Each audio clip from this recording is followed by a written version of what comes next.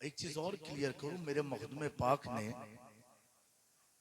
अपने फर्जंद मानवी हजरत अब्दुल रज़्ज़ाक नुरलैन से फरमाया था, ए नुरुलैन, मैंने दुआ कर दी तुम्हारी औलादों के लिए, अल्लाह तुम्हारी बाज औलादों में मज़्ज़ूब को पैदा फरमाएगा।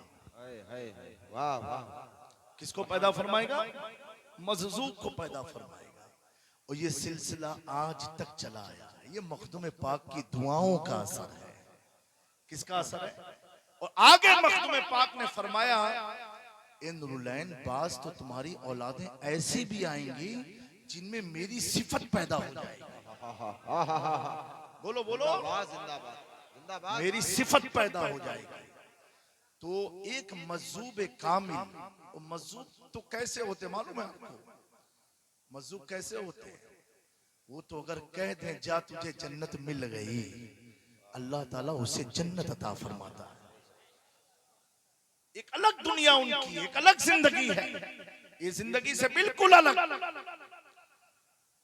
एक मज़्ज़ूब बगदाद शरीफ से गुजर रहे थे। मज़्ज़ूब होते कौन है, उनका मकाम आप जानो।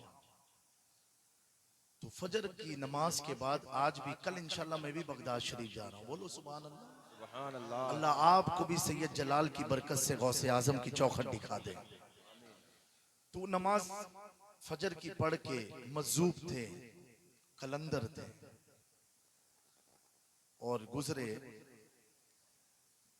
तो एक शख्स थे जिसका आज भी बगदाद शरीफ में मलाई बहुत मशहूर है वहां की नाश्ते में। तो एक शख्स ने कहा, बाबा जी इधर आइए।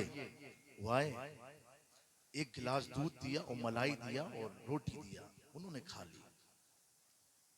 ये आज का नहीं, 500-600 साल पुराना वाकया है। खा लिया। खाने के बाद वो आगे गए, कहा, अल्लाह तेरा शुक्र है, बिन मांगे तूने मेरा पेट तो भर दिया। आगे बढ़े, रिमझिम हल्की हल्की बारिश हो रही थी, खड़ाऊ पहने हुए थे। मज़्ज़ूब का तो हाल ये होता, अली वाले जहां बैठे वहीं जन्नत बना बैठे। तो आप गुजर रहे थे, एक गली के अंदर एक मर्द औरत की कुछ नाजायज गुफ्तगू ताल्लुकात के ताल्लुक से चल रही थी। उनकी खड़ाऊ एक कीचड़ में गई, तो उस कीचड़ के चंद जर्रात उस औरत के कपड़े पर लग गए। लगना था वो मर्द को औरत के सामने जाहिर करना था कि मैं तुझसे कितनी मोहब्बत करता हूं। उस मर्द ने उस मज़्ज़ूब को एक तमाचा मार दिया। मारा, मज़्ज़ूब तो आगे गए, आगे जाके कहते हैं, अल्लाह तेरा शुक्र है, कहीं बिन मांगे पेट भराया, कहीं बिन मांगे मार भी खिलाया। इतना कहा, और उन औरत मर्द का किसी बात पर तय हुआ मामला। जब औरत अपने उस मर्द को कमरे में ले जाने लगी, ऊपर पहली सीढ़ी पर कदम रखा और झटके से गिरी सर के बल पीछे से, और ऑन द स्पॉट वो मर गई। मर गई। अब वो मर्द, उसने कहा, लगता है ये बाबा जी ने कुछ ऊपर कहा था ऐसे देख करके, इसने लगता है कुछ किया है, इस वजह से ये औरत मर गई है। वो आया दौड़ते, कहा, बाबा जी रुको। पूरा इलाका जमा हुआ। कहा, तुमने क्या किया है कि वो औरत मर गई? तुमने ऐसा क्या मंत्र पढ़ा, ऐसी क्या बद्दुआ दे दी? मज़्ज़ूब किसी को बद्दुआ नहीं देता है, लेकिन अगर खुदा ना खास्ता दे दी तो नस्लें बर्बाद हो जाती है, नस्लें बर्बाद हो जाती है। कहा, बाबा जी तूने क्या कहा? बाबा बोले, बेटा मैं तो गरीब सा आदमी, मैंने तो कुछ नहीं कहा। कहा, नहीं, तुमने आसमान देख के कुछ कहा, उसी वक्त वो खातून मर गई। बाबा जी बोले, बेटा मैं आज सुबह जब निकला, किसी ने दूध पिलाया और किसी ने मारा, तो मैंने कहा, ए अल्लाह तेरा शुक्र है, कहीं बिन मांगे पेट भर दिया, कहीं बिन मांगे तूने मार खिलवा दी। बस बेटा मैंने इतना ही कहा। कहा, नहीं बाबा जी कुछ और। तो कहा, बेटा मरी वो है ना, तकलीफ तुझे क्यों है? कहा, वो मेरी महबूबा थी, मैं उससे मोहब्बत करता था, तुमने मेरी मोहब्बत को मारा है, इसलिए मुझे तकलीफ होती है। ए इलाके वालों गौर करना। अब बाबा जी कहते, बेटा सुन सुन, जैसे तुझसे मोहब्बत करने वाला है, ऐसे मुझसे भी मोहब्बत करने वाला कोई है, जिंदाबाद मुझसे भी मोहब्बत करने वाला कोई है। कहा कौन? कहा मैंने अपने रब से मोहब्बत में कहा कहीं तूने मार खिलाई तो मेरे मोहब्बत करने वाले ने जो फैसला करना था वो कर दिया। प्यारे आका फरमाते हैं, मिशकात की हदीस है, बुखारी की हदीस है, सही सित्ता में नकल है। आका फरमाते हैं, मेरी उम्मत में तुम्हारे दरमियान कुछ ऐसे लोग होंगे जिनके बाल बिखरे होंगे, कपड़े गर्दालूद होंगे, लेकिन उनका मकाम इतना बुलंद होगा, अगर वो अल्लाह पर किसी चीज की कसम रख देंगे अल्लाह उनकी कसम को पूरी फरमा देगा। नारे तकबीर, नारे रिसालत, जश्ने दस्तार बंदी, नारे तकबीर, नारे रिसालत, जिंदाबाद। मेरे दोस्तों, हजरत ख्वाजा गरीब नवाज हिंदल वली अताए रसूल, बोलो और बुलंद आवाज से बोलो।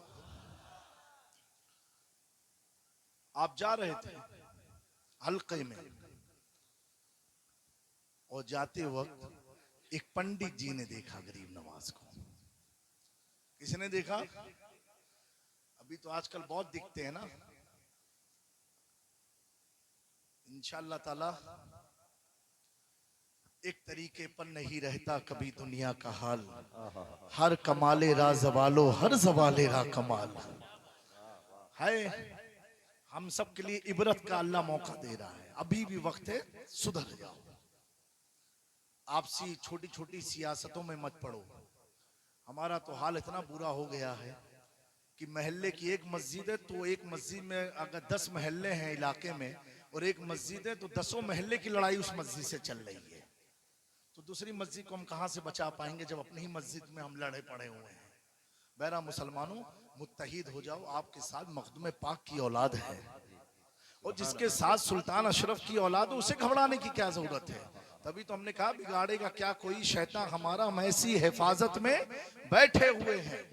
बहरहाल तो एक पंडित जी ने देखा, दूर से करीब आया, सिफ्तैन भाई गरीब नवाज को बगल से देखता है,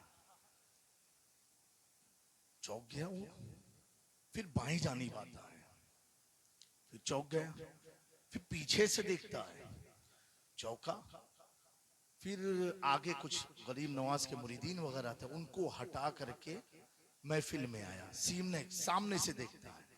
ख्वाजा साहब पूछते हैं, पंडित जी तुम्हें हुआ क्या है? वाह वाह वाह वाह वाह। पंडित जी तुम्हें हुआ क्या है? कहा गुरु जी ये तो नहीं मालूम कि क्या हुआ है, लेकिन इतना जरूर मालूम है मैं अपने धर्म का बहुत बड़ा पंडित हूँ और जितने भी चतुर्वेद हैं सब याद किए, सारे रामायण याद किए, जितनी भी किताबें हैं उसका आमिल बना अपने धर्म के हिसाब से। तो मुझे ईश्वर ने इतनी शक्ति दी है कि मैं जब इंसान को देखता हूं तो वो नहीं, उसके अंदर तक देख लेता हूं। क्या कहा? उसके अंदर तक देख लेता हूं। लेकिन पहले मनुष्य आप ऐसे मुझे मिले कि पहले दाई से देखा तो पूरा हाथ में हड्डी नहीं नूर नजर आया मुझे, वाह वाह। फिर बाएं की जानिब देखा तो हड्डी नहीं नूर नजर आया मुझे, फिर पीछे मैंने कहा देखो तो पीछे भी कोई हड्डी गोश्त मीट नहीं नजर आया, पूरा नूर नजर आया मुझे, फिर सामने की तरफ से देखा तो पूरा नूर नजर आया मुझे। ख्वाजा साहब, गुरु जी ये मामला क्या है, ये खाली मुझे बता दो। गरीब नवाज ने फरमाया, पंडित जी ये तो राज की बात है। कहा नहीं गुरु जी कृपा कर दो, कुछ तो बता दो। ख्वाजा साहब अपनी कोठरी में ले गए, उसको लेकर के गए। कहा पंडित जी अब बताओ मामला क्या तुमने देखा? कहा गुरु जी सब जगह देखा, दाएं बाएं आगे पीछे सब देखा आपको, तो कुछ मांस हड्डी नजर नहीं आई, पूरे जिस्म में एक नूर नूर लाइट लाइट ब्राइटनेस नजर आई मुझे। खाली थोड़ा सा हार्ड के पास एक तिल के बराबर काली चीज दिखी, बाकी तो सब सफेद सफेद दिखा।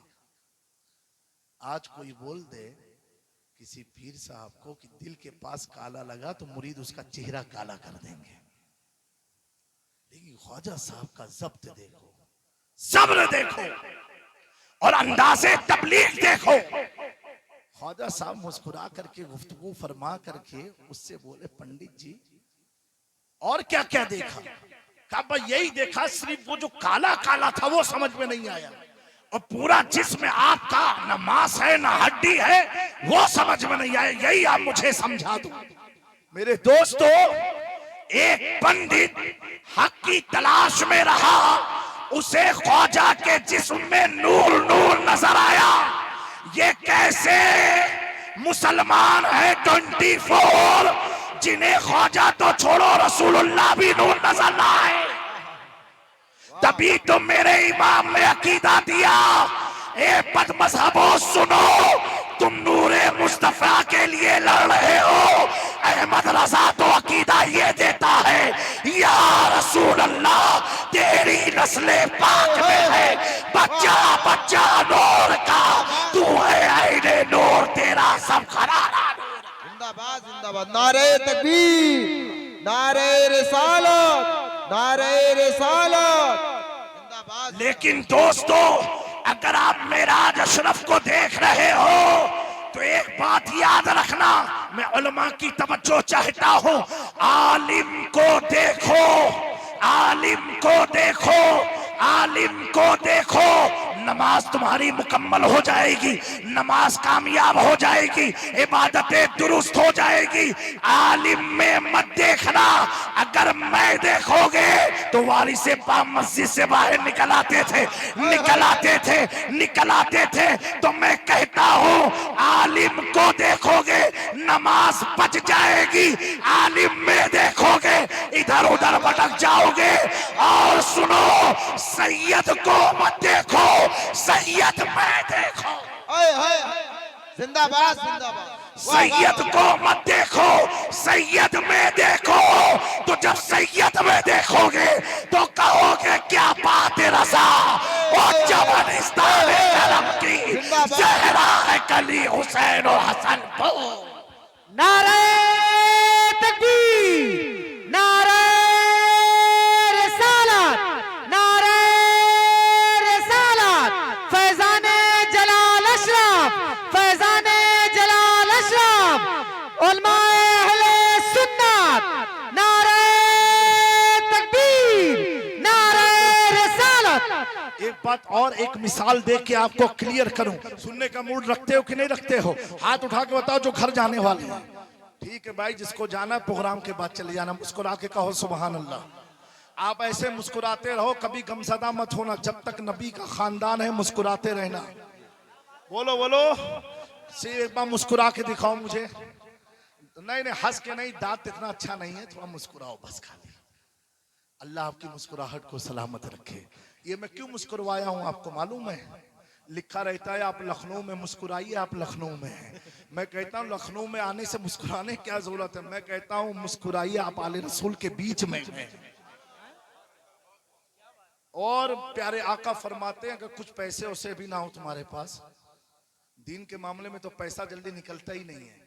ये अभी हमारे नकीब साहब ने ऐलान किया, जिस जनाब ने हॉल बनाया है, क्या नाम है उनका, नूरुल हसन, अल्लाह ताला उनको सलामत रखे, रिज़्क़ में खूब बरकत अता फरमाए। उन्होंने नहीं बनाया है, सैयद जलाल अशरफ के जलाल ने बनवाया है। वाह वाह वाह, उन्होंने इंतखाब किया, बनवाना किससे है तो बनवा दिया, बनवा दिया। मुझसे किसी ने कहा हजरत पूरा भारत में भगवा भगवा झंडा लग गया। मैंने कहा सोन, मैंने कहा मैं तो बहुत खुश हूं। अब तक तो सिर्फ कव्वाल कहता था, मुझ पे चढ़ गया चिट्ठी रंग रंग रंग रंग रंग रंग रंग। अब तक उसी बेचारे कव्वाली कहते थे, और बेचारे खानका के सूफी लोग पहन के बैठते थे। तो अल्लाह को जब करवाना है, चिश्ती रंग में भारत को नहलवाना है, अब हुकूमत किसी की भी हो, हमारा अकीदा तो यही है, कुर्सी पर कोई भी बैठे, राजा तो मेरा। मेरे दोस्तों, तो कभी डरो मत, घबराओ मत। मेरे ख्वाजा बड़ी शान वाले हैं, लगवाया पंडितों से भी नारा, रसूल का। मेरे दोस्तों, अब कोई कह सकता है कि वो भी मौलाना थे हजरत, उनको नूर नहीं नजर आया? और बरेली से इमाम अहमद रजा को नजर आ गया? मैंने कहा सुनो, सबसे आसान बात, नौजवानों गौर से सुनना। आप लोग जब रात में गाड़ी चलाते हो, अगर गाड़ी की हेडलाइट ना हो तो गाड़ी चला पाओगे? बोलो भैया। अच्छा, हेडलाइट की जरूरत क्यों है? रोशनी के लिए। और जब, अब तो नेविगेशन का दौर है, अब तो बहुत आसान है। जब ये सब नहीं था, अब लिखा हो अजमेर कितना किलोमीटर, तो कैसे पता चलता था? हाईवे वगैरह पर बोर्ड लगा होता है। क्या लगा होता है? बोर्ड, हरे रंग का, उस पर सफेद रंग से लिखा रहता है। यही है ना? शायद आपके इलाके में हरा ही चलता है कि यहां भी भगवा हो गया? हाँ, ये भी देखते रहना। ये तो जब लाइट आपकी उस पर पड़ती है कट लेकर के, तो लिख क्या था? अजमेर इतना, किछौछा इतना, बगदाद इतना, मदीना इतना किलोमीटर। रेडियम रोशन है, रेडियम रोशन है, लेकिन उसको चमकाने के लिए लाइट की जरूरत पड़ती है। बगैर लाइट पड़े रेडियम की रोशनी कोई देख नहीं सकता। यानी गाड़ी की लाइट जब उस पर पड़ती है तो वो ऐसा चमकता है जैसे कोई लाइट लगी हो, जैसे कोई लाइट लगी हो। अल्लाह ने फरमाया कुरान रोशन है, कुरान रोशन है, लेकिन इस रोशन किताब की मैं मिसाल ये देता हूं बिला तमसील समझाने के लिए, जैसे रेडियम रोशन है लेकिन लाइट की जरूरत है पढ़ने के लिए। कितना किलोमीटर? कुरान रोशन है। उन्हों को भी मालूम है, 24 को भी मालूम है, और 25 यानी आला हजरत को भी मालूम है। 24 वो है, 25 हम है। हाँ, आला कहूं 25 सफर, 24 से 25 डंडा लेके आला से खड़े हैं। 28 मखदूम सिमना की है, घुसने नहीं दूंगा। मैं पहरेदारी हो तो ऐसी हो, मोहब्बत हो तो ऐसी। 24 के बाद 25, समझे? समझ में आई बात? अब दोस्तों, कुरान रोशन तो है, रेडियम रोशन तो है, लेकिन दिखता नहीं जब तक लाइट ना पड़े। कुरान रोशन है, अब इसको भी देखने पढ़ने के लिए जरूरत है लाइट की। गाड़ी की लाइट की नहीं जरूरत, सड़क की लाइट की नहीं जरूरत। तो मेरा इमाम कहता है, अकीदा दे रहा है, कुरान अगर पढ़ना है तो पहले अकीदा ये हो, चमक तुझसे पाते हैं सब पाने वाले, मेरा दिल भी चमका दे।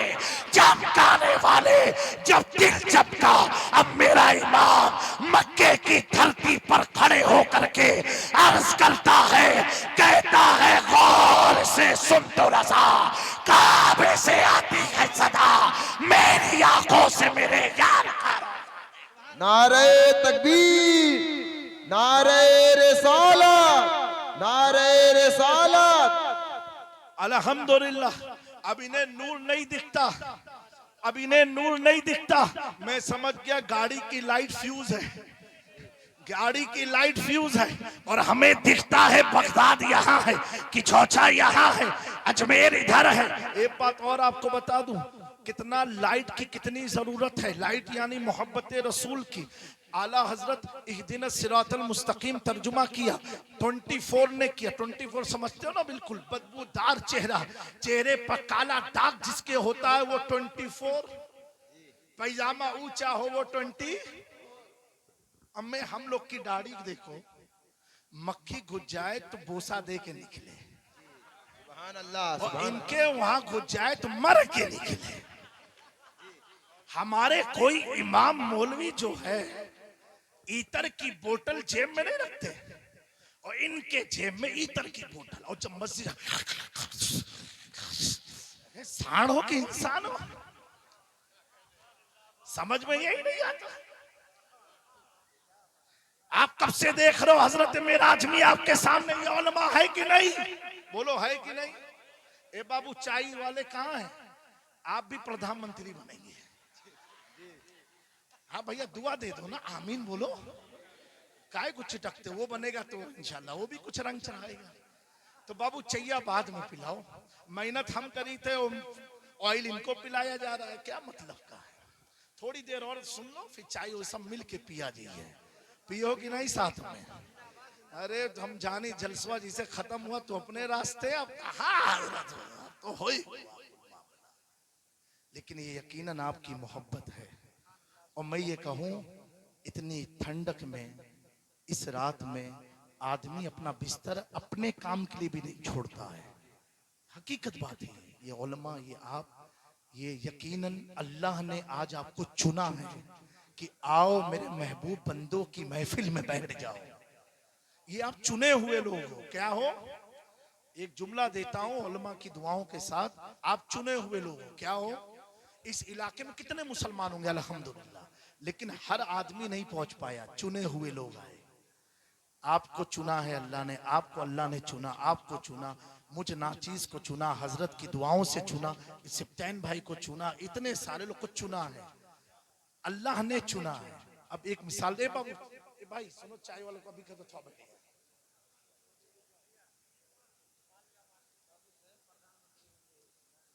तो दोस्तों अब एक बात बताओ, हमें किसने चुना? अल्लाह ने चुना। इसलिए तो इतनी बड़ी रात हमें मिल गई। तो अल्लाह ने हमें चुना। हमारा मकाम क्या, अभी आपको आसानी से समझाता हूं। हम जिसे चुनते हैं वो वजीर आजम बनता है, हम जिसे चुनते हैं वो पार्लियामेंट का रुकन बनता है, हम जिसे चुनते हैं वो विधानसभा चुनाव जीतता है, हम चुने तो मंत्री बनता है, और जिसे अल्लाह चुन लेता है तो दुनिया में भी कामयाबी है और आखिरत में भी उसके लिए कामयाबी है। तो आप अपनी किस्मत पर नाज करना। हजरत इमाम मालिक से पूछा एक शख्स ने कि हुजूर, अगर हम आले रसूल के पास हैं उस वक्त हमें करना क्या चाहिए? हजरत इमाम मालिक फरमाते हैं, अगर तुम्हारी किस्मत से कोई आले रसूल के पास तुम बैठे हो तो उस वक्त नबी पाक पर दुरूद पढ़ते रहो, दुरूद पढ़ते रहो।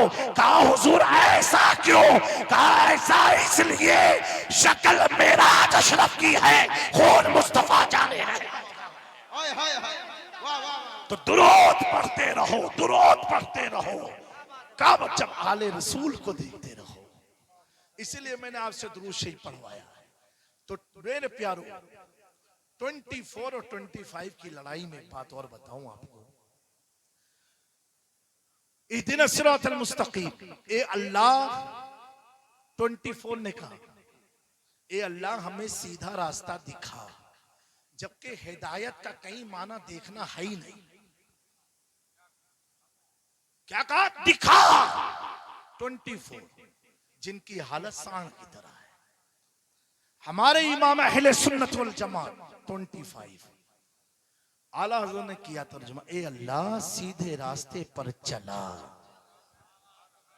चला।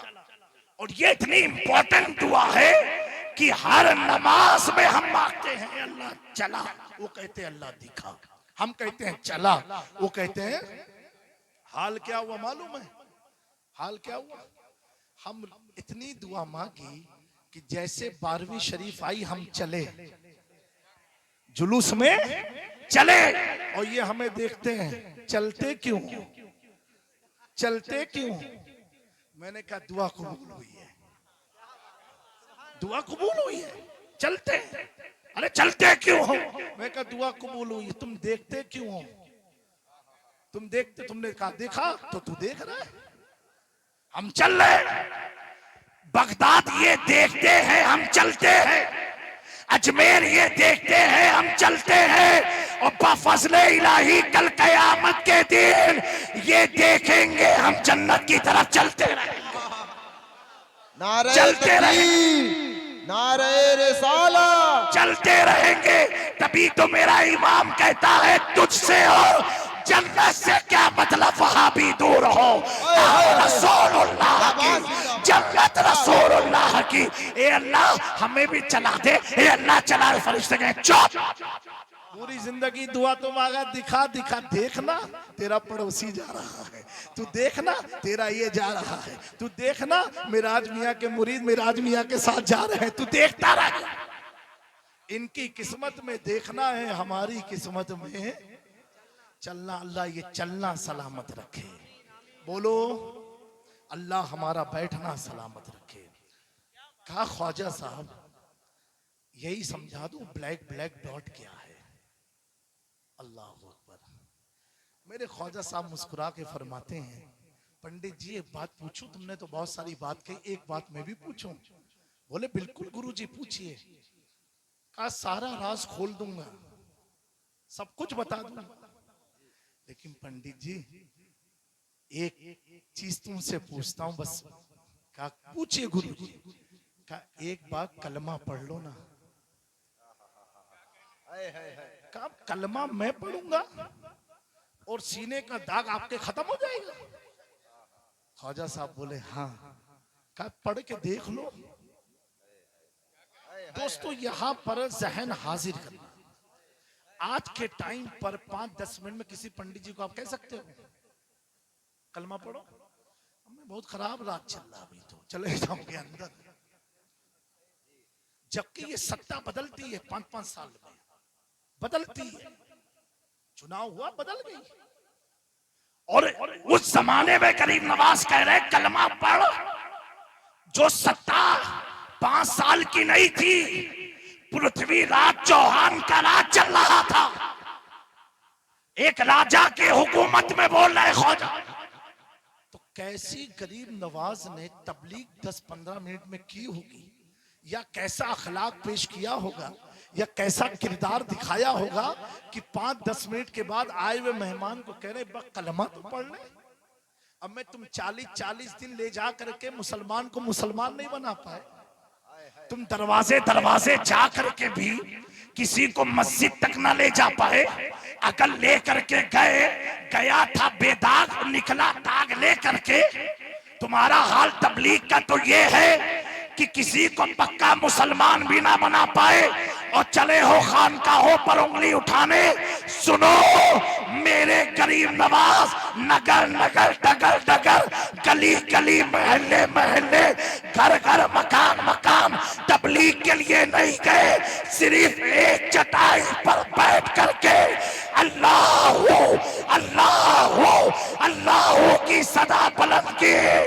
90 लाख भारतीयों ने कहा ला इलाहा इल्लल्लाह, ला इलाहा इल्लल्लाह। तभी तो इमाम का बेटा कहने पर मजबूर हुआ, वाह क्या मर्तबा है, वाह क्या मर्तबा है गौस है वाला तेरा। ऊंचे ऊंचों के सरों से कदम आना तेरा, सर भला क्या कोई जाने कि है कैसा तेरा। और लिया मरते हैं आंखें वो है तलवार। नारे तकबीर। ख्वाजा हिंद वो दरबार है आला तेरा, कभी महरूम नहीं मांगने वाला तेरा। कलमा पढ़ ले। उसने गरीब नवाज के जुमले को सुना और सुनते ही उसने कहा अशहदु अल्ला इलाहा, नहीं आप लोग भी पढ़ रहे, अशहदु अल्ला इलाहा इल्लल्लाहु वहदहु ला शरीक लह व अशहदु अन्ना मुहम्मदन अब्दुहु व रसूलुहु। अल्लाह इस कलमे पर हमें कायम रखे, इसी पर जिंदगी अता फरमा, इसी पर मौत। और इस पाक महफिल की बरकत से, हज़रत शाह जलाल की बरकत से हमारी बच्चियों, हमारी नस्लों में अल्लाह ताला आशिक रसूल औलिया को पैदा फरमाता रहे। मेरे दोस्तों, आपके इलाके में कोई भी पीर आए, सादात आए, आले रसूल आए, उलमा से आप मिलो, अइम्मा से मिलो, तो मुर्गी अंडा दे दे, बकरी दूध दे दे, गाय ने चारा कम खाया, इसकी दुआ कम कराओ। सबसे ज्यादा दुआ ये कराओ, इमाम साहब, हजरत साहब, पीर साहब दुआ कर दो ईमान पर खात्मा हो।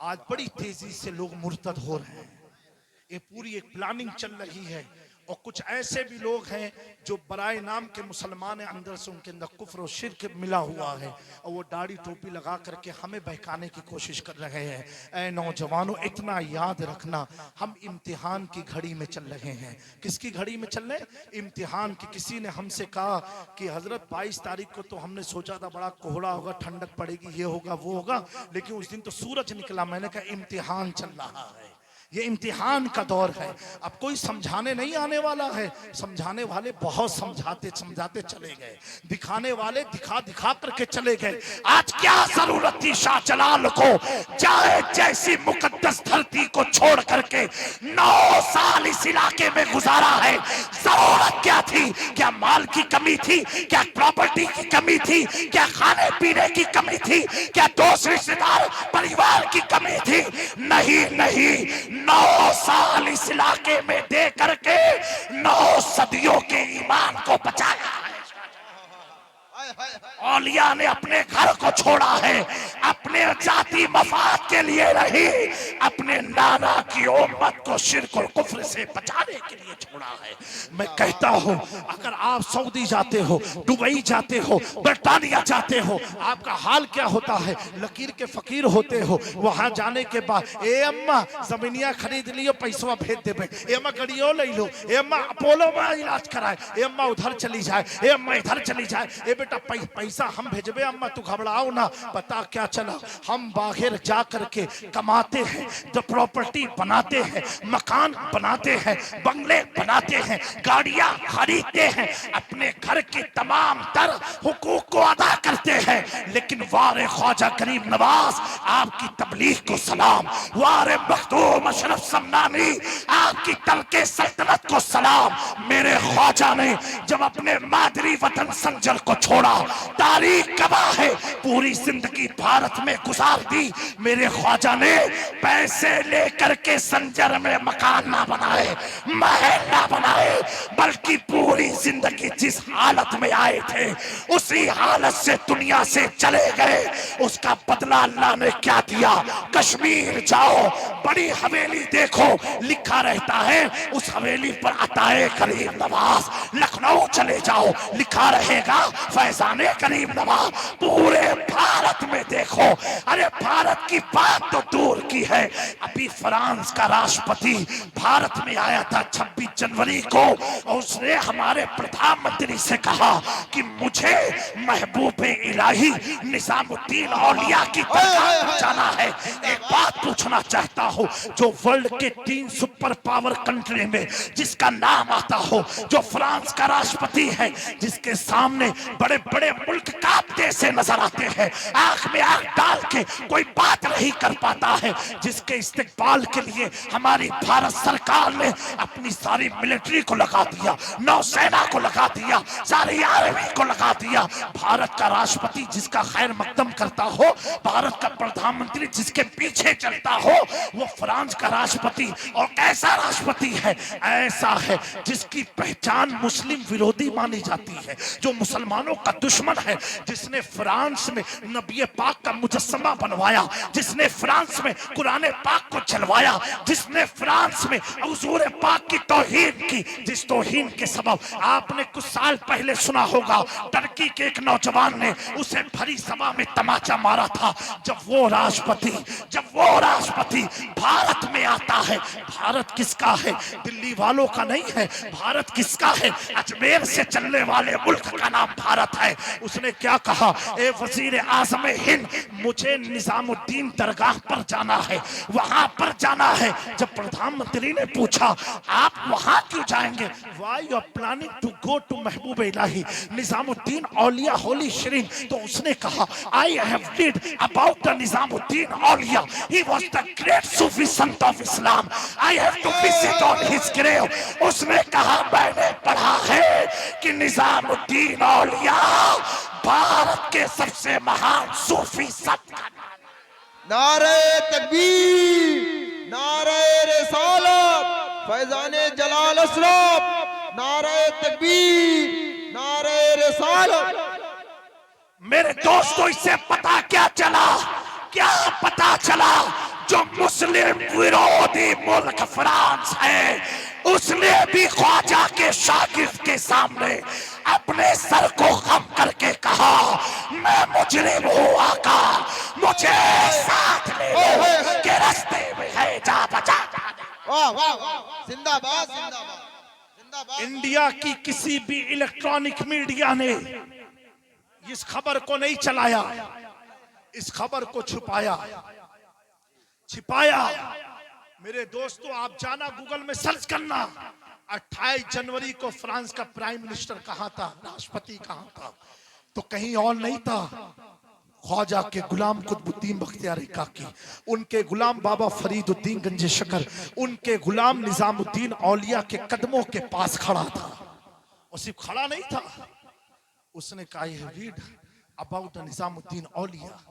When he was alive, he was listening the Mahfil Sima Qawwali. I have to listen the Qawwali in the shrine of Hazrat Nizamuddin Dargah. कहा मैंने उनकी किताब में पढ़ा है कि वो कव्वाली भी सुनते थे, तो मुझे जो है उनकी बारगाह में कव्वाली भी सुनना है। मिट गए मिटते हैं मिट जाएंगे अदा तेरे। वाह वाह। तुमने इस्लाम को कमजोर कैसे समझ लिया? अरे इस्लाम किसी कमजोर खुदा का दीन नहीं है, इस्लाम किसी कमजोर नबी का दीन नहीं है। अरे जितना मिटाना चाहोगे इतने इस्लाम में खूबसूरती से गुलाम पैदा होते रहेंगे। एक पैगाम देना चाहता हूं मुसलमानों, एक चीज जहन में रखना, यही पूरी तकरीर का निचोड़ है। एक बात बताओ, जब माली खेत को, जब माली गार्डन को सजाता है तो घास लगाता है, हरियाली लगाता है, तरह तरह के पौधे लगाता है जिससे खुशबू निकले, गुलाब लगाता है। लेकिन इतनी मेहनत के बाद जो माली यूरिया अंदर डालता हो, पानी डालता हो, कितने पसीने से सींचा हो, कुछ दिनों के बाद आप क्या देखते हो, वही माली एक बड़ी कैंची लेकर के आता है और गार्डन में आने के बाद टहनियों को काटना शुरू करता है। मैंने पूछा, माली इतनी मेहनत से तूने लगाया और एक महीने के बाद काट रहा है? कहा हाँ हजरत साहब काट रहा हो। मैं भी उसके साथ बैठ गया। तब तक एक अनारी आया, आने के बाद उसने कैंची उठाई और एक डाली को काटा।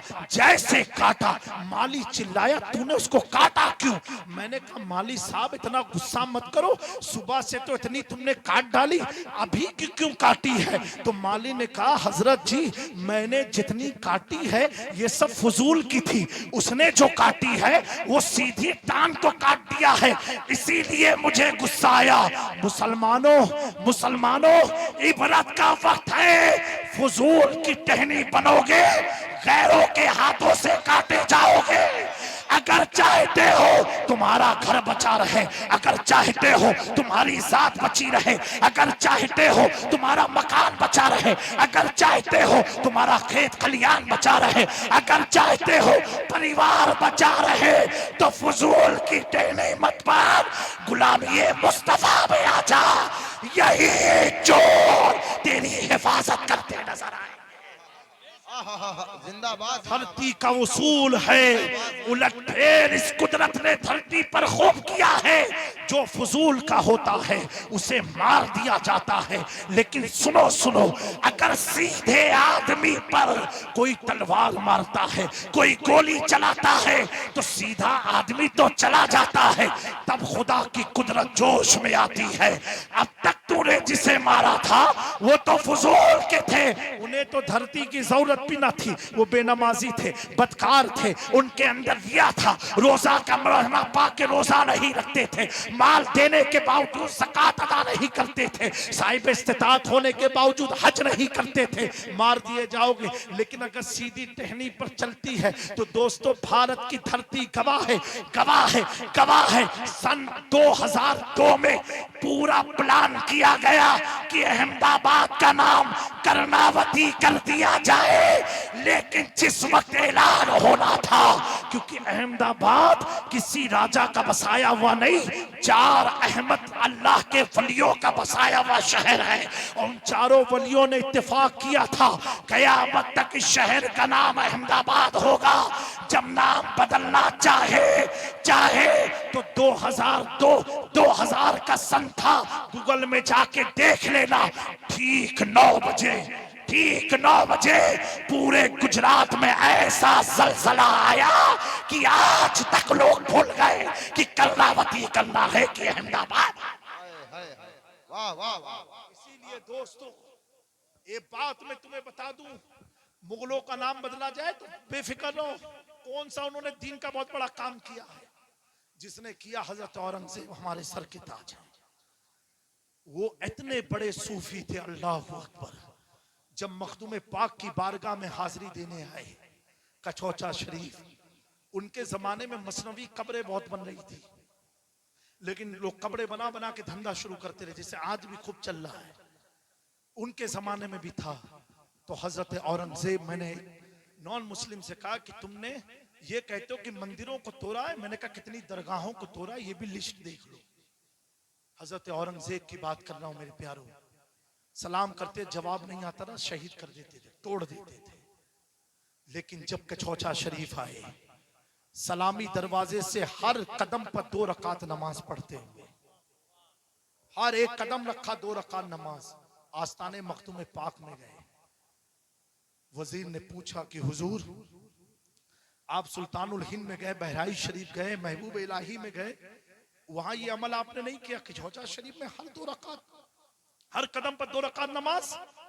आप फरमाते बादशाह वक्त को मालूम है कि सुल्तान के पास जाया कैसे जाता है, सुल्तान के पास जाया कैसे जाता है। कौन? औरंगजेब है, जिन्होंने 1 माह में पूरा कुरान हिफ्ज किया। कितने? 1 माह में। आपके बेटे जब हाफिज कुरान बने तो आपने कहा जाकर के दादा को बता दो कि मैं हाफिज कुरान बन गया। हजरत औरंगजेब के बेटे जब गए अपने दादा के पास कि मैं हाफिज, कहा बेटा तू बना, मुझसे मुझे क्या फायदा है? मेरा बेटा अगर बना होता तो कल कयामत के दिन मुझे भी जन्नत का ताज पहनाया जाता।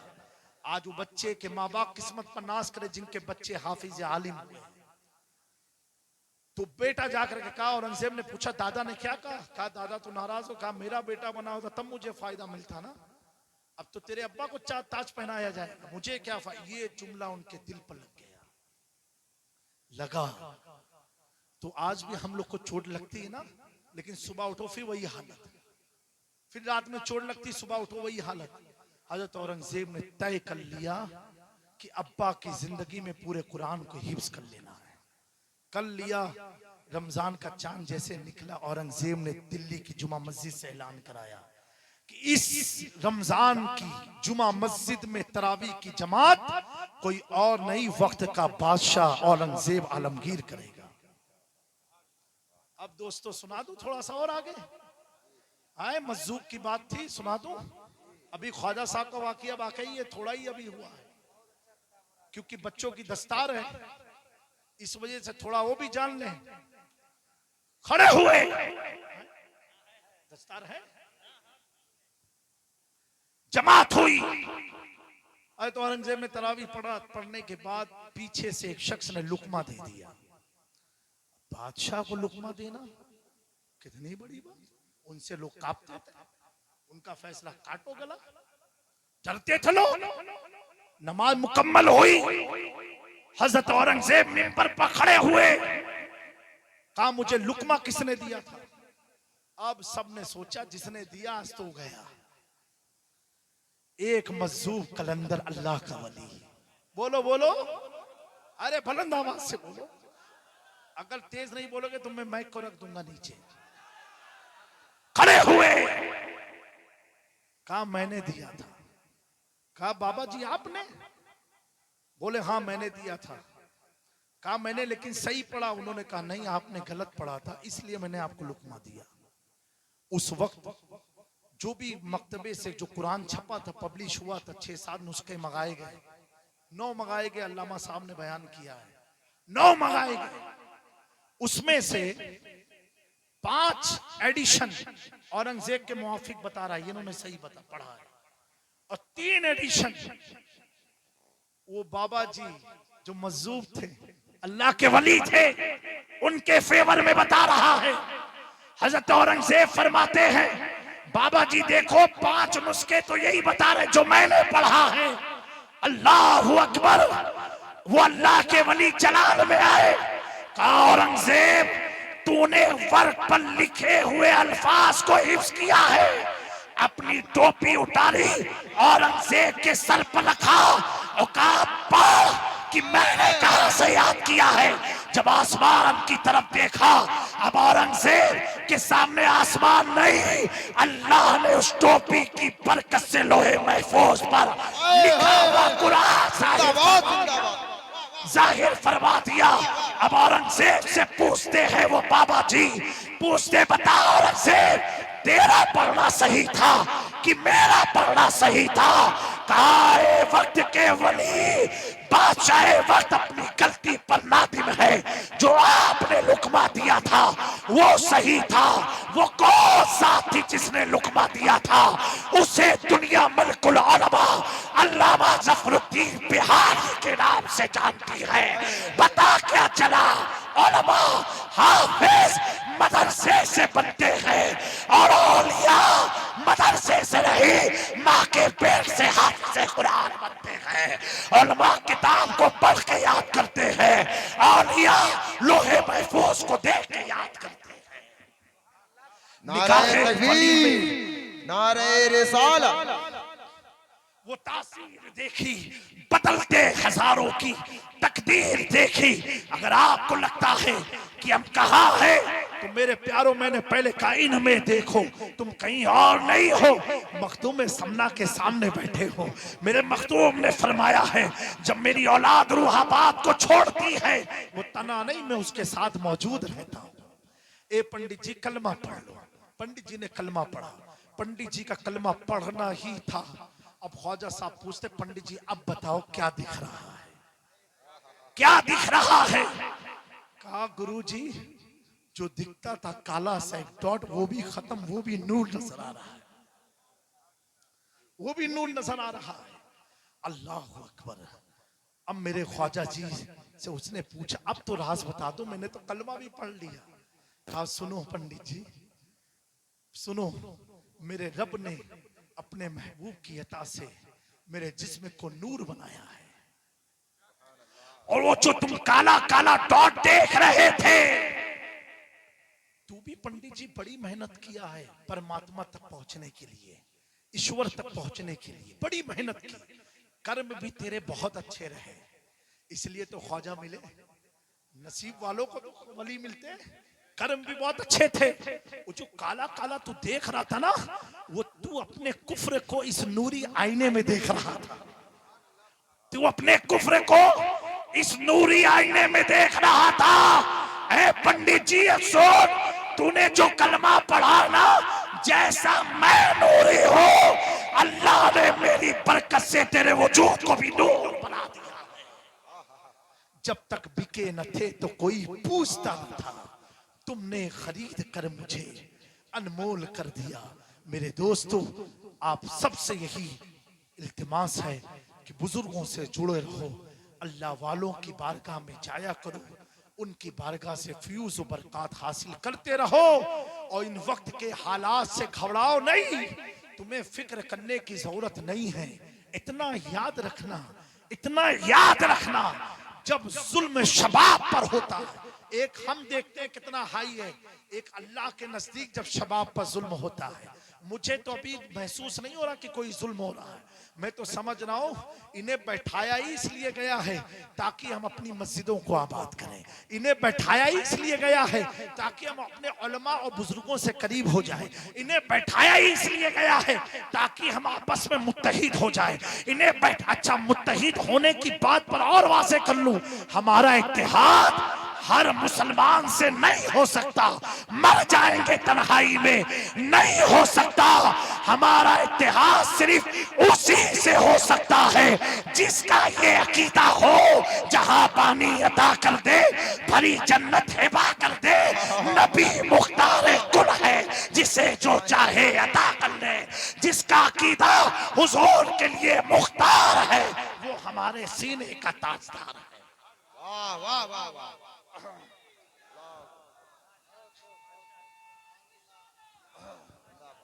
मेरे दोस्तों, तारीख गवाह है, जब जुल्म अपने शबाब पर जब जब पहुंचा है तो अल्लाह ने मूसा को पैदा फरमाया, अल्लाह ने दाऊद को पैदा फरमाया, अल्लाह ने इब्राहिम को पैदा फरमाया। और जब जुल्म और शबाब पर आया अल्लाह ने अपने आखिरी नबी को पैदा फरमाया। नबी की ज़ाहिरी जिंदगी के 60 साल के बाद जब जुल्म और शबाब पर आया तो अल्लाह ने उसी नबी के खून में से एक बेटा हुसैन का इंतखाब किया।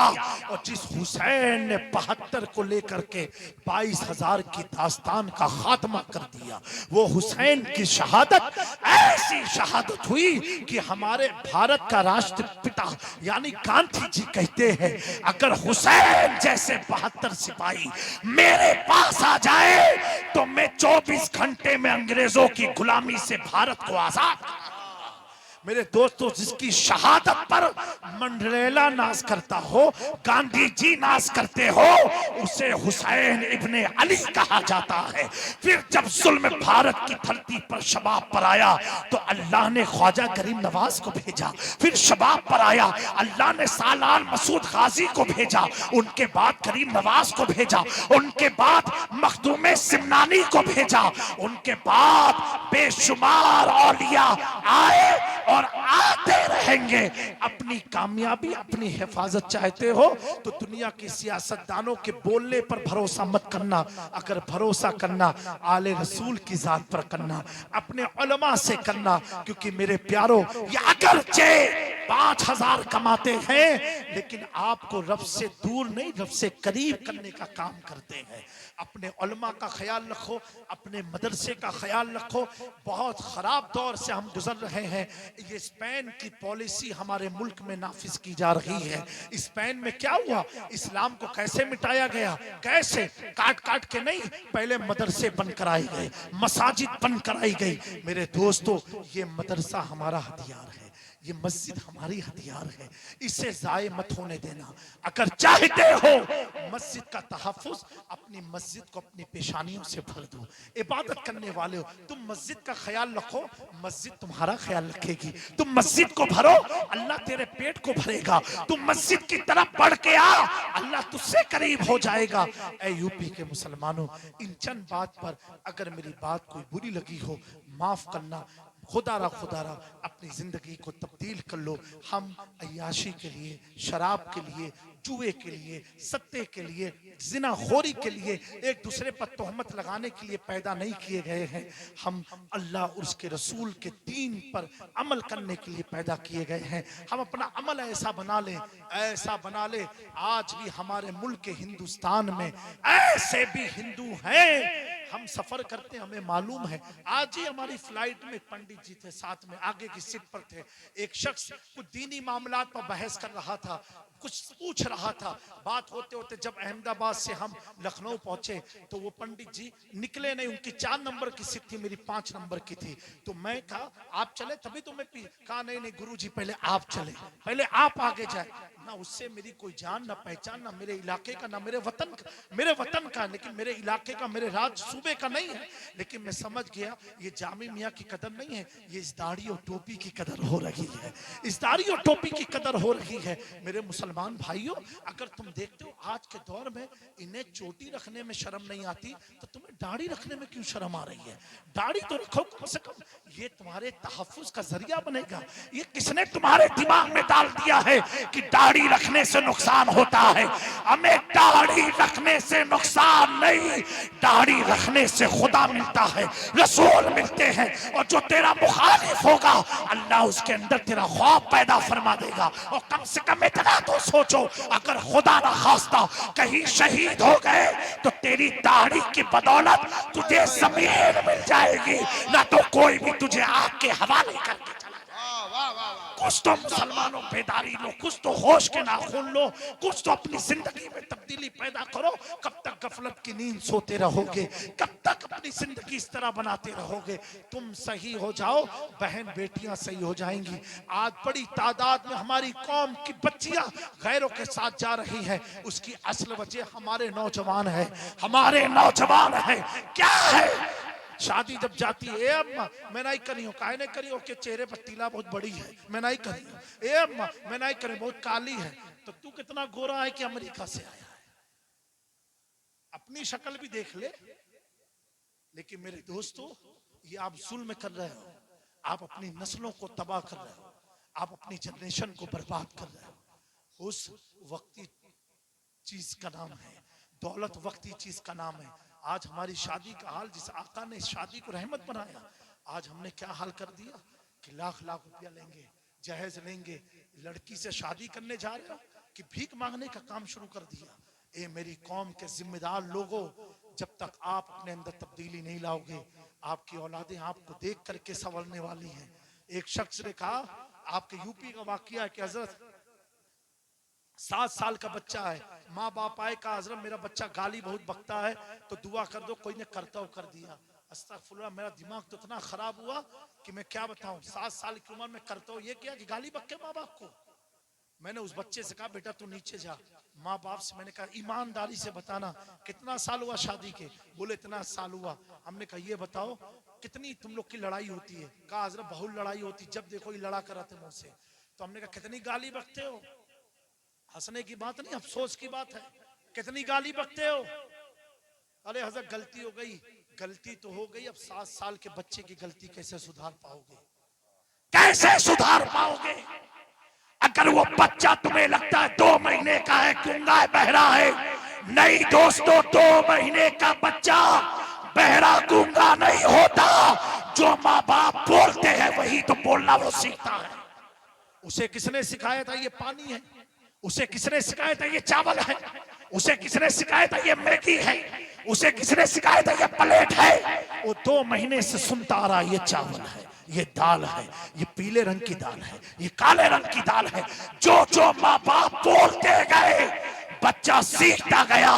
जब 5 साल की उम्र पर पहुंचा, जब बोलने की सलाहियत अल्लाह ने दी, अब आपको कहना नहीं पड़ेगा बेटा ये रोटी है, बेटा खुद बोलता है। माँ कहती बेटा जा रोटी ले आ, तो बताना नहीं पड़ता जैसे गोल गोल होगी, पतली सी होगी, बेटा खुद जाके रोटी ले आता है। जैसा तुम बच्चों के पैदाइश के वक्त करोगे, जैसी खेत सींचोगे, वैसा अनाज तुम्हें मिलेगा। ऐ मेरे नौजवानों, इस गफलत की गाली गलोच की दुनिया से बाहर आओ।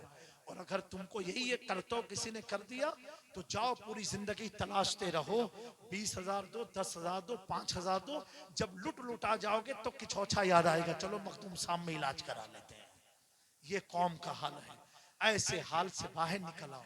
मैं किसी करतव का मुमकिन नहीं हूं, है जादू है, लेकिन अपने बच्चों की तरबियत अच्छी देते रहोगे। बताओ 7 साल की उम्र से पहले बच्चों को अगर बेटा सर में दर्द हो तो पैरासीटामोल नहीं खाना चाहिए, क्लोज रब्बिन नास पढ़ के अपने ऊपर दम कर लेना चाहिए। सिखाया ही नहीं। बेटा सूरह फातिहा पढ़ना चाहिए, ला इलाहा इल्लल्लाह पढ़ना चाहिए। हजरत अफसोस की बात है, मैं वक्त ले रहा हूं, माफ कीजिएगा। ऐसे इलाके हैं यूपी में कि जहां निकाह पढ़ाने जाओ और जब दुल्हे को कलमा पढ़ाओ तो अशहदु अन्ना नहीं बोल पाता है, ऐसे करता है। ये हाल है। जो कौम कलमा ना पढ़ पाती हो, अपने दीन के कलमे को ना पढ़ पाती हो, ये कौम चली लड़ने। अरे पहले तू अपने आप से लड़ ले, पहले अपने आप को मुसलमान तो साबित कर ले। खाली खतना करा लेने से कोई मुसलमान नहीं होता। इतना याद रखना मेरे दोस्तों, कलमा सही करो, कुरान पढ़ना सही करो। सूरह फातिहा नहीं पढ़ पाते, सूरह नास नहीं पढ़ पाते हो बेटा, मैं खुदारा हाथ जोड़ के कह रहा हूँ हजरत की मौजूदगी में, अगर आपको बुरा लगे मुझे माफ करना, मैं आपको तंज नहीं दे रहा हूँ, ये बात मैं अपने लिए भी बोल रहा हूँ। मेरे प्यारो बुरा मत मानना, हंस करके मुस्कुरा के मत उठना। एक बार खानका से जुड़े हो ना, अपने घर के कमरे में तन्हाई पर, मुसल्ले पर नहीं, चटाई पर लेट करके सोचना तुमने अल्लाह के लिए कितना काम किया है, हुजूर के दीन के लिए कितना काम किया है, और अल्लाह ने तुझे कितना अता किया है। अगर आंसू आंखों से गिर जाए तो समझ जाना ईमानी हरारत जिंदा है। अगर फिर भी आंसू ना गिरे तो समझ जाना मर चुके हो। बार बार जाओ अपनी पैरों के तलवों को लगा ढालो। खुदा आसानी से नहीं मिलता। जलालुद्दीन रूमी से पूछो, किताबों से नहीं मिला, पीरे कामिल से खुदा की जाओ इन वलियों की बारगाह के चक्कर लगाओ। और हमारा हाल कैसा है, अजमेर शरीफ जाएंगे कि चौधा शरीफ जाएंगे, वहां से जब आएंगे बहुत खराब खादिम हो गए, बहुत मारा थे, पैसवा ले लेते, ई कर लेते। जब सिगरेट पियत हो तो पैसा नहीं याद आते। बताओ मेरे दोस्तों, ये हमारा हाल हो चुका है। जाएंगे अजमेर शरीफ हजारों रुपया खर्च करके, ख्वाजा साहब में गए, ए अम्मा जरा आस्थाना देख लो, तू देखो, तू दे बाबा को बुलाई लो, वहू देख ले एक बार। तू 1000 रुपया खर्च करके मोबाइल में दिखाने गया था कि अपने लिए दुआ मांगने गया था? फिर आए वही 0/0, वही 0/0। मेरे दोस्तों ऐसे जिंदगी नहीं होने वाली।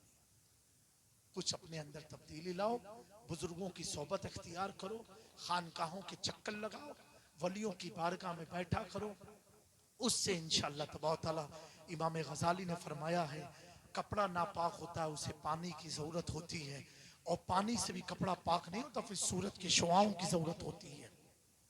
आखिरी बात है, इमाम गजाली फरमाते हैं, जब गुनाह ज्यादा आदमी करता है, खुदा से बहुत दूर हो जाता है, तो उसका दिल एक नजासत का अड्डा बन जाता है, एक गलीस अड्डा बन जाता है।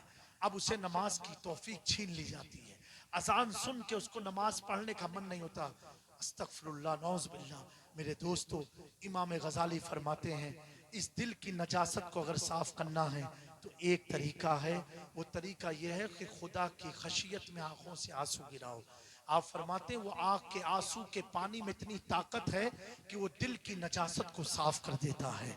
फिर आप फरमाते हैं अब सूरज की रोशनी की जरूरत है, तो वो नहीं कि जाओ के सीना खोल के मैदान में खड़े हो जाओ, नहीं। आप फरमाते किसी वली कामिल की बारगाह में चले जाओ, वहां बाअदब होकर के बैठ जाओ, और उनकी नजर पड़ती रहेगी, पड़ती रहेगी, पड़ती रहेगी। जिस तरह सूरज की रोशनी गीले कपड़े को सुखा देती है, ऐसे तेरे दिल को वो पाकीज़ा करके मुअत्तर कर दिया करेंगे। मेरे दोस्तों, आप वक्त आ गया है अपने आप को इसी रविश पर लाने का, इसी तरीके पर लाने का। मेरी गुफ्तगू में किसी की दिल आजारी हुई हो या किसी को तंज लगा हो, आप मुझे माफ़ करना, अल्लाह मुझे माफ़ फरमाए। और इस पाक महफिल की बरकत से अल्लाह ताला हमारी इस महफिल को कबूल फरमा करके हमें बोलने और सुनने से ज़्यादा अमल की तौफीक अता फरमाए। और बिलखुसूस हज़रत मज़्ज़ूब इलाही सैयद जलालुद्दीन सैयद जलाल अशरफ रहमतुल्लाहि ताला अलैह के फैज़ान से हमें और इस इलाके वालों को माला माल फरमाए। आज जो हमारे खानवादे में गाजी मिल्लत का सितारा जो चमका है खिताबत में, वो किसकी बदौलत है? मज़्ज़ूब इलाही सैयद जलाल अशरफ की करामतों का नतीजा है। आज मुजाहिद मिल्लत का सितारा चमका है मुक़द्दर का, ये किसकी बदौलत है? इस सैयद जलाल अशरफ मज़्ज़ूब इलाही की बदौलत है। ये ऐसे वली होते हैं कि जो एक निगाह डाल करके भी, निगाह डाल के भी वो अता कर देते हैं, जैसे शम्स तबरेज ने जलालुद्दीन रूमी को अता किया था। अल्लाह ऐसा हमें भी कोई जिंदगी में पीर अता फरमा दे कि जिसकी एक निगाह से हमारी जिंदगी तब्दील हो जाए, सवर जाए। ऐसों की सोहबत, ऐसों की बारगाह हमें अता फरमाए। मैं दिल की गहराइयों के साथ हजरत पीर तरीकत रहबर राह शरीयत हजरत सैयद मिराज अशरफ अशरफीउल जिलानी का ममनून और मशकूर हूँ, जिनकी दावत पर मैं आपकी बारगाह में हाजिर आया। और हजरत मेरी मोहब्बत में, आपकी मोहब्बत में इतने देर तक स्टेज पर बैठे रहे, मैं उसके लिए भी माजरत खा हूँ। और कोई भी मेरे बोलने में, मेरे अपने बुजुर्ग हैं, मेरे खानदान के हैं, अगर कोई कमी बेशी हुई हो तो हजरत मुझे माफ फरमा करके जरूर मेरी इस्लाह फरमाए। अस्तगफिरुल्लाह रब्बी मिन कुल्लि ज़म्मी व अतूबु इलैहि ली खम्सतुन उतफी बिहा हर्रल वबाइल हातिमा अल मुस्तफ़ा वल मुर्तज़ा व बनाहुमा वल फातिमा। सुबहान अस्सलातु वस्सलामु अलैका या हबीबी या तबीबी या रसूलुल्लाह सल्लल्लाहु अलैहि वसल्लम। अस्सलामु अलैकुम व रहमतुल्लाह।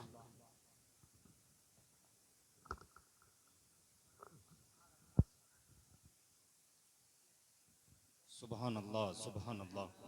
बहुत खूबसूरत बयान